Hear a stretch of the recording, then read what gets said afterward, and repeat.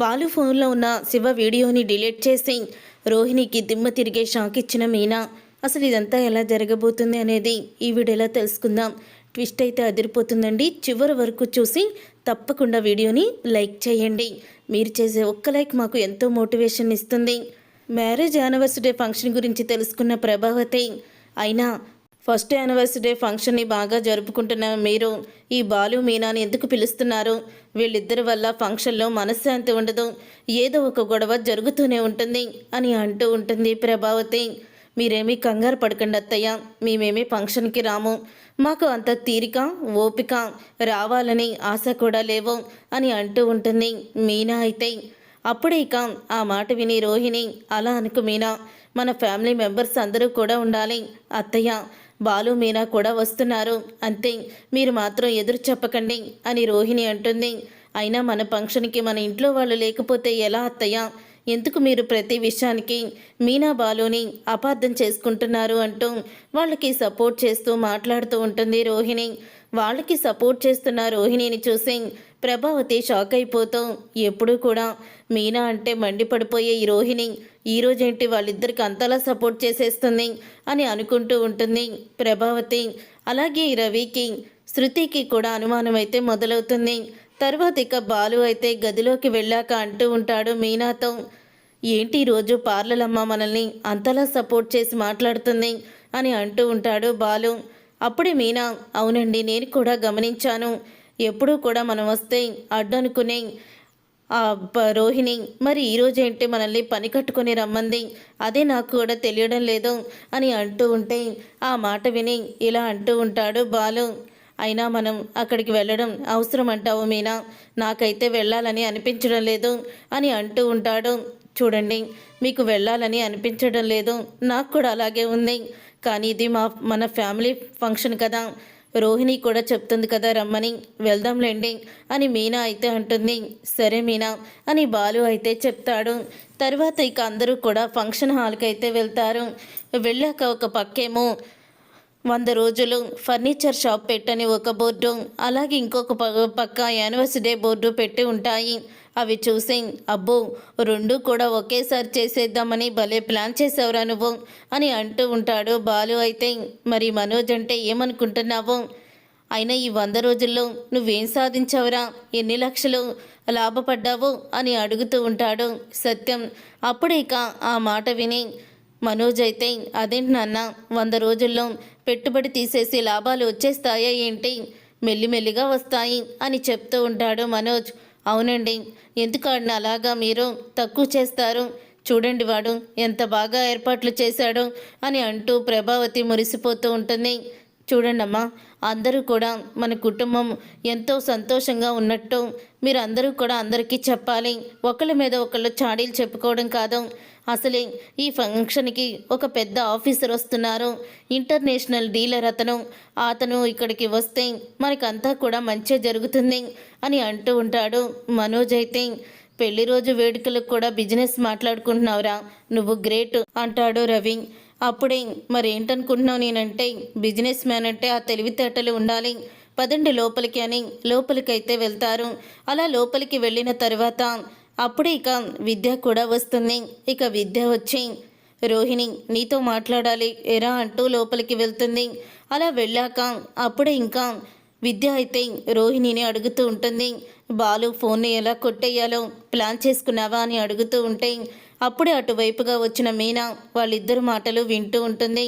Balu phone అనంగాల్ని ఆగిపోయి వాళ్ళ మాటలు వింటుంది మీనా. అప్పుడే విద్య అయితే అడిగిన తర్వాత రోహిణి, బాలు ఫోన్ని కొట్టేద్దామని చెప్పి నేను వాళ్ళని ఇక్కడికి పని కట్టుకొని రమ్మని చెప్పాను, లేకపోతే వాళ్ళని నేనెందుకు ఫంక్షన్కి రమ్మంటాను? ఆ ఫోన్లో ఉన్న వీడియో నాకు దొరికిందంటే చాలు, ఇక ఆ బాలు మీనా పరిస్థితి ఎంత దిగజారిపోతుందో అని సంతోషపడుతూ ఉంటుంది రోహిణి. ఈరోజు ఎలాగైనా సరే బాలు ఫోన్ని సంపాదించాలి, ఇలాగ 4-5 సార్లు మిస్ అయిపోయాను, ఇప్పుడు మాత్రం బాలు ఫోను ఖచ్చితంగా తీసుకుంటాను అని రోహిణి అయితే అనుకుంటూ ఉంటుంది. అదంతా విన్నా మీనా షాక్ అయిపోతూ, మమ్మల్ని రమ్మనడానికి కారణం ఇదే అన్నమాట అంటే ఈ రోహిణి మా ఆయన ఫోన్తో ఏం చేస్తుంది, అసలు మా ఆయన ఫోన్లో ఉన్న వీడియో ఏంటి అని అనుకుంటూ బాలు దగ్గరికి వెళ్ళి ఒకసారి మీ ఫోన్ ఇస్తారా అని అడుగుతూ ఉంటుంది బాలుని. బాలు అయితే ఫోన్ ఇస్తాడు. బాలు ఫోన్ ఇచ్చిన తర్వాత అప్పుడే ఇంకా మీనా అయితే ఆ ఫోన్ తీసుకొని దాంట్లో ఉన్న వీడియో ఏంటో అని చూస్తూ ఉంటుంది. అలా చూడంగానే శివ వీడియో అయితే కనపడుతుంది మీనాకి. శివ ప్రభావతి దగ్గర గుణాతో చేతులు కలిపి డబ్బులు కొట్టేయడం అంతా కూడా తెలిసిపోతుంది. అది చూసి షాక్ అయిపోతూ, అంటే ఆ రోజు శివగాడిని చెయ్యి విరగదీసింది ఈయన, ఈ కోపం మీదే అనమాట, అందుకని వాడిని అంతలా అసహించుకుంటున్నారు అని నిజాన్ని తెలుసుకుంటుంది మీనా. నిజం తెలుసుకున్న తర్వాత మీనా అయితే మరి ఈయన సెల్ ఫోన్లో ఉన్న వీడియో గురించి రోహిణికి ఎలా తెలిసింది, ఈయన ఫోన్ని కొట్టేసి ఈ వీడియోని ఎందుకు తను తీసుకోవాలనుకుంటుంది, ఇప్పుడు ఈ వీడియోని అడ్డు పెట్టుకొని అత్తయ్యకి ఈ వీడియోని చూపించి మమ్మల్ని ఇంట్లో నుంచి బయటికి గెంటించేయాలని ప్లాన్ చేసిందో, మరి ఏ రకంగా చేసిందో తెలియడం లేదే అని అనుకుంటూ మీనా అయితే ఆలోచిస్తుంది.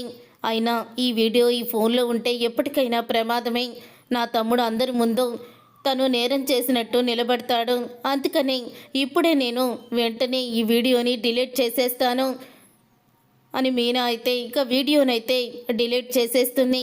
వీడియోని డిలీట్ చేసిన తర్వాత అప్పుడే తీసుకువెళ్ళి బాలుకైతే ఫోన్ ఇస్తుంది. పార్టీ అంతా కూడా చాలా బ్రహ్మాండంగా జరుగుతుంది.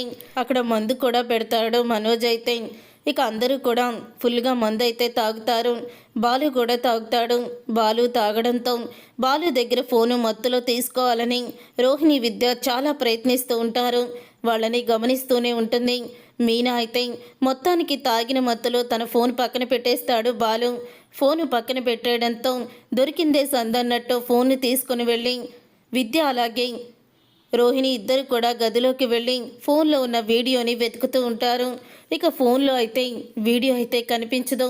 ఇదేంటి, ఆ శివగాడు మీ అత్తగారి దగ్గర డబ్బులు కొట్టేసిన వీడియో ఏది కూడా ఈ ఫోన్లో లేదు, అసలు ఏం జరుగుంటుంది, బాలు ఆ వీడియోని డిలీట్ చేసేసి ఉంటాడా అని అడుగుతూ ఉంటే, ఏమోనే అదే అర్థం కావడం లేదు, ఈ వీడియో మీద మనం చాలా హోప్స్ పెట్టుకున్నాము అని రోహిణి అయితే అనుకుంటూ షాక్ అయిపోతూ ఉంటుంది. అప్పుడే మీనా ఆ వీడియోని అడ్డు పెట్టుకొని మమ్మల్ని ఇంట్లో నుంచి బయటికి గెంటేయాలని చాలా పెద్ద ప్లాన్ వేసావు రోహిణి, కానీ నీ ప్లాను ఫెయిల్ అయిపోయింది, ఇక నువ్వు ఏమీ చెయ్యలేవు, ఇన్ని రోజులు ఈ నిజాన్ని తనలోనే దాచుకున్నారు, వాళ్ళ అన్నయ్య కానీ రవి కానీ ఏ తప్పు చేసినా అందరి ముందు నిలబెట్టి కడిగేసి ఆయన ఈరోజు నేను మా అమ్మ బాధపడతామని ఈ నిజాన్ని తన మనసులోనే దాచుకొని మా తమ్ముడిని కొట్టినందుకు మేము ఎన్ని మాటలన్నా కూడా తను ఎప్పుడూ కూడా విసుక్కోలేదు, నన్ను తిట్టలేదు, నిజంగా ఇలాంటి భర్త దొరికినందుకు నేను చాలా అదృష్టవంతురాల్ని అని అనుకుంటూ ఇక మీనా అయితే బాలు గురించి గొప్పగా మనసులో అనుకుంటూ ఉంటుంది.